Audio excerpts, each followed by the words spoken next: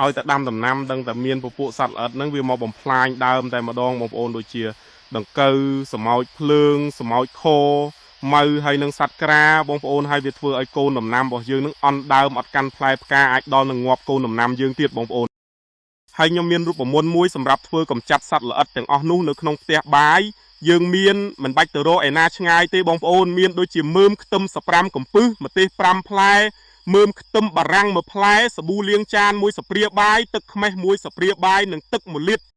ឲ្យបងប្អូនក៏វាឲ្យសពអញ្ចឹងណាហើយទុករយៈពេល2ម៉ោងចាំបងប្អូនច្រោះដាក់ដបមួយសម្រាប់បាញ់ទៅលើកូនដំណាំរបស់យើងបងប្អូនហើយបងប្អូនអាចបាញ់នៅពេលព្រឹកក៏បានពេលល្ងាចក៏បានដែរមិនគួរបាញ់នៅពេលថ្ងៃបងប្អូនវាធ្វើឲ្យស្លឹកដំណាំយើងអាចនឹងខ្លោចស្លឹកបងប្អូនអញ្ចឹងយើងអាចធ្វើវិធីដែលខ្ញុំប្រាប់នេះបានបងប្អូនហើយក៏ងាយស្រួលមែនទែនមិនបាច់ចំណាយលុយទិញថ្នាំពីគេក៏យើងអាចធ្វើថ្នាំកម្ចាត់សត្វល្អិតទាំងនោះនៅផ្ទះខ្លួនឯងហើយក៏មានប្រសិទ្ធភាពដែរបងប្អូនអរគុណច្រើនសម្រាប់ការតាមដានវីដេអូ